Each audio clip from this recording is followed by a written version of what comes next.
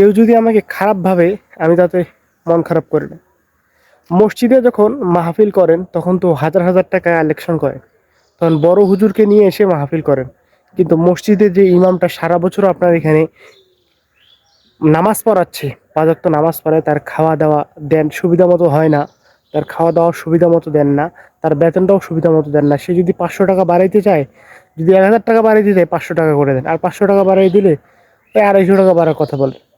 মসজিদে মাহফিল করার জন্য আপনারা যে মসজিদের কমিটি আছে, সেই মসজিদের কমিটিকে যখন বলা হবে মাহফিলের জন্য সবাই উদ্যোগ নিচ্ছে, কিন্তু যে মসজিদে নামাজ পড়ায় সারাটা জীবন, যে মসজিদে ইমামতি করে সারাটা বছর, সেই ইমামের জন্য কোনো উদ্যোগ নেওয়া হয় না। আমাদের সমাজে এই জিনিসটা আমি খুবই নিন্দাবাদ জানাই। কারণ একজন ইমাম, একজন প্রকৃত ইমাম, সে কখনোই তার ন্যায্য বেতনটা পায় না। এই জন্যে আমাদের মসজিদে মানে যেগুলা নিম্নমানের হুজুর, যাদের ২,০০০-৩,০০০ টাকাতে চলে, এদেরকে নিয়ে আসা হয়, কিন্তু ভালো ওলামা একরামকে আমরা নিয়ে আসি না। এটা হচ্ছে আমাদের নিজের ব্যর্থতা। আমরা মানুষকে ব্যর্থতা বলে ধরে লাভ নেই, মানুষকে বলে কোনো লাভ নেই। কারণ আমরা সবচেয়ে যে জায়গায় দুর্বলতা জানেন, আমাদের মানে আমরা যে একটা মসজিদের ইমামকে যে সঠিকভাবে সম্মাননা দিব, সেটা দিতে পারি না। আমরা মাহফিল করার জন্য উদ্যোগ নিই। আমি এখন তো দেখি প্রতিটা জায়গায় মসজিদে, প্রতিটা জায়গায় মাহফিল নেওয়ার উদ্যোগ নিচ্ছে, কিন্তু যে মসজিদে যে ইমাম নামাজ পড়ায়, সেই ইমামকে অন্য কোনো পন্থা অবলম্বন করে তাকে সংসার চালাতে হয়। আরে আপনার মসজিদ ইমাম নামাজ পড়ায়, আপনি সেই মসজিদের একজন সভাপতি, আপনি সেই মসজিদের একজন অধ্যাপক, আপনি মসজিদের একজন সেক্রেটারি, আপনি মসজিদের একজন দায়িত্বশীল ব্যক্তি। আপনাকে তো ইমামেরও ব্যক্তিগত জীবন দেখতে হবে। ইমামের বেতন থেকে শুরু করে তার বেতনটা তো দেখতে হবে। অন্য দিকটা আপনাদের দেখার দায়িত্ব নেই, কিন্তু তার যে বেতনের বর্তমানকার বাজারের মূল্যে দেখতেছি মসজিদে মাহফিল করে ফাটাই ফেলতেছে, কিন্তু সেই মসজিদের সভাপতি হচ্ছে সুদখোর, ও সেই মসজিদের নামাজি হচ্ছে ঘুষখোর, সেই মসজিদের নামাজি হচ্ছে সন্ত্রাসী, সেই মসজিদের নামাজি হচ্ছে বাটপার, চিটার, ভণ্ড।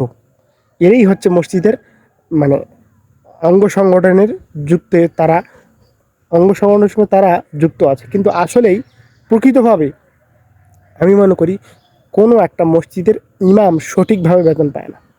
তাদের ন্যায্য বেতনটা তাদেরকে দেওয়া হয় না। তাদের ন্যায্য, হ্যাঁ কিছু কিছু আছে, কিছু কয়েকটা আছে, ধরেন ১০০%-এর ভিতরে ১০% আছে, আর বাকি ৯০% মসজিদের ইমাম সঠিকভাবে বেতন তারা পায় না। আমি দেখলাম, কালকে আমি এক জায়গায় গিয়েছিলাম, তাতে দেখলাম প্রতিটা জায়গায় মসজিদে ইমামকে বেতন ঠিক মতো দেওয়া হয় না। বেতন বাড়িতে চাইলে মসজিদ ইমামের প্রতি তাদের একটা একটা তীব্র মানে ক্ষোভ তৈরি হয়। কেন ইমামকে, আপনাদেরকে নামাজ পড়া পাজক তো আপনাদের কি ইয়া হয় না? আপনাদের কি, আপনাদের এখানেই তো থাকে। আর আপনারাই যদি ইমামকে যদি সম্মান করতে না জানেন, তাহলে সেই ইমাম আপনাদের কাছে কিভাবে থাকবে? সেই ইমামের সম্মান যদি আপনারা দিতে না পারেন, তাহলে সেই ইমাম আপনাদের কাছে থাকবে কি করে? ইমামকে সম্মান দিতে শিখুন।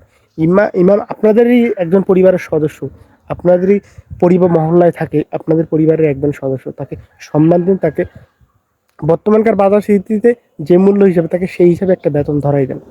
আমি এটা অনুরোধ রাখলাম। আর মাহফিল করে এত চিল্লাবেন, আপনার ইমাম যেটা বলে সেটাই মেনে চলেন, এটা দিয়ে আপনার কামিয়াবি আছে।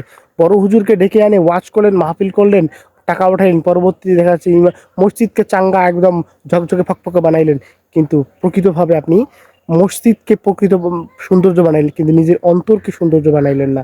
তাহলে আপনার সেই ইমানের কোনো মূল্যই পাইলাম না, সেই ইমানের কোনো মূল্যই নেই আমি মনে করি।